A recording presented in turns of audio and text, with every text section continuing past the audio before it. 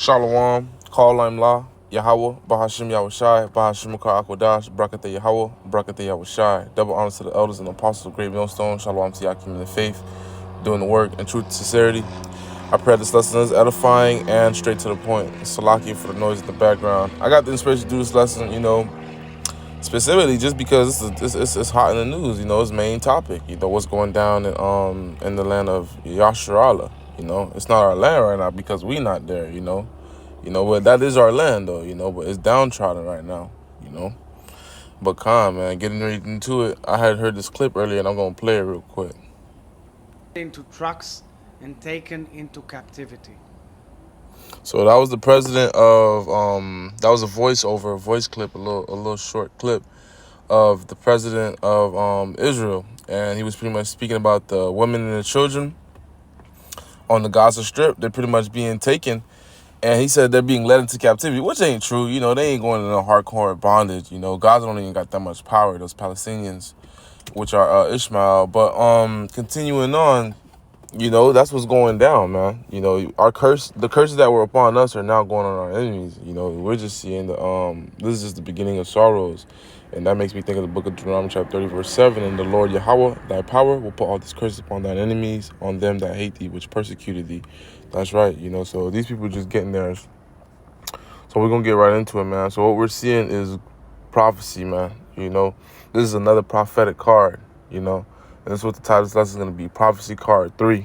This is the third one I've done, and we're going to speak on World War 3, because this is what we're seeing. These are the things that are brewing up, You got global war. Every country is going to be in some sort of turmoil.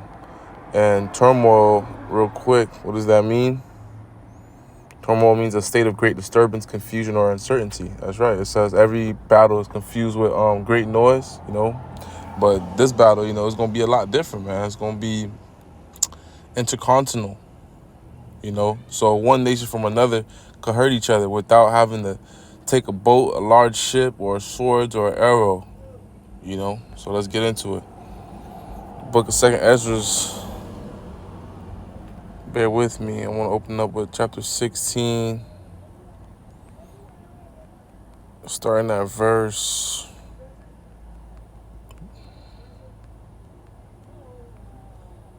33. The virgins shall mourn, the women, the young women, having no bridegrooms, having no husband. The woman shall mourn, having no husbands. That's right. The married woman, the unmarried woman, their daughters shall mourn, having no helpers. Why is that? Is man just going to disappear off the face of the earth and women are just going to have their utopia? Is going to be a woman kingdom? Absolutely not. All the men are going to be busy getting drafted, getting slaughtered, getting prepped for the battle. Let the weak saying that they're strong. And the elect are going to be hiding wherever the Lord places them, because this demon, Esau Edom, in his great beast system, is going to unleash like a wrath. Why? Because he has a short time. We're in the end of days. I'm going to bring out this scripture real quick. Just because I said, we're in the end of days, he has a short time. I'm not going to bring out that precept, but I'm going to bring out Revelation 11 and 14. Because it said quickly, and he has a short time. Those are synonyms. Revelation 11 to 14 reads, the second woe is past. Woe means destruction. So the great second World War II has passed. Behold, the third woe cometh quickly. That's right. That's what we're seeing, man. This is a quick turnaround from World War II to this one now. For the catastrophe that's about to happen, that's a pretty quick turnaround. The advancements that's happened between the years in the 90s to now, I'm going to search up the date of World War II. The dates of World War II, a couple of years. World War II, 1939 to 1945, so that's been 50 plus years since that time, 70 plus years. So, knowledge has definitely increased, and this is where we are now. Bear with me, Baba Kashah. Jesus Christ.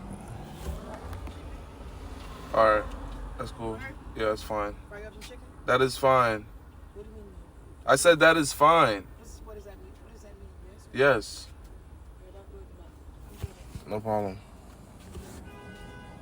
Slovakia. In verse 34 in 2nd Ezra chapter 16, in the wars shall their bridegrooms be destroyed, and their husbands shall perish of famine. That's right, man.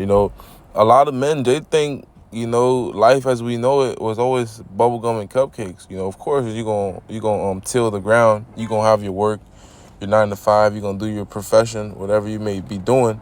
But men ain't meant for cupcake, man. Men are built for war, and that's exactly where the Lord's gonna drive these men. And a lot of you women in this process are going to be ravished with the men that don't get drafted, because you're going to have niggas that try to escape the draft, that are roaming around. You're going to have soldiers that are going to be clapping cheeks, so it's going to be going down, man. People are not going to be having no regard.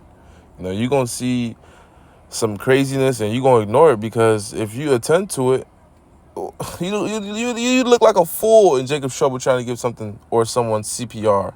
The hell are you doing?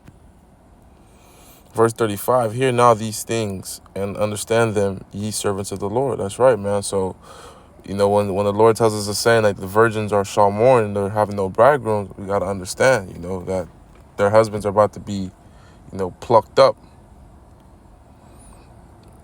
I want to go to Joel chapter 3. It's a very prophetic chapter speaking about, the valley of Jehoshaphat. In Hebrew, that translates to Yahweh Shaphat, meaning God's judgment. So why is it called that? Because in that region, when it goes down, the end of World War III, the Lord's going to be judging, these great military pacts, because they're all going to be together, So the Lord's going to destroy them, man. So Joel chapter 3, verse 10. I'll start at verse 9. Proclaim ye this among the Gentiles. This is what we do, man. We don't go out there and speak to the Gentiles and prophesy and try to, we'll go into it if the Spirit's on us, teach them a few things, just for edification's sake, because you got other people on the camera that are tuning in. But we not out here telling the heathens about, like, the good jewels of the kingdom. That don't have nothing to do with them. What do you need to know about us? I mean, like, for example, like, what do you need to know about the new heavens and about the goodly treasures of it? You're not going to enjoy it. It's for us, So when we speak to the heathens, using the scriptures, we just telling you, hey, you're going to captivity. This is your judgment. This was what's happened. And that's it. It's not really much to go back and forth. The heathens want to plead their way and argue. Hey, this is the Lord's call, man. We is not arguing with no heathen and trying to sell them tickets to the kingdom. Prepare war and wake up the mighty men. Let all the men of war draw near. Let them come up. That's right. All you big and bad motherfuckers that think you hard in the head, hey, go ahead and, before they even call you for that draft, go ahead and sign up, my boy. Beat your plowshares into swords. That's right, man. So plowshares are a farming instrument, Beat your pruning hooks into spears. A pruning hook is another farming instrument. So whatever instrument that you use for your profession, for your occupation, trade that in for a weapon, because in war, we don't use typing machines and pens and staplers. We use swords, guns, and knives. Let the weak say I'm strong. That's right, Assemble yourselves and come all ye heathen. Assemble yourselves and come all ye heathen, because guess what? You're going to have some Jakes in those wars, Don't get me wrong, because Jake is in the military all around the world, Jake. That's just what's going down. But you're not going to have no Jake army, if that makes sense. You're not going to have there's not going to be no so-called Haitian army, Jake don't got no power. And when you see things like Brazil's president doing this, that, and the third, right? And you might think, oh my God, Asher is such a powerful nation. That's not for the people, man. The people don't benefit off of that. The people still living in the slums and things of that sort. Same thing with Mexico, Cuba. Cuba is known for having missiles in its land, of other nations. That's not their own missiles, But yeah, man, so all the heathens, that have an army, that are in that war, because it's kingdom against kingdom, nation against nation. They're gonna stop fighting each other, and they're gonna go and turn to fight the Lord.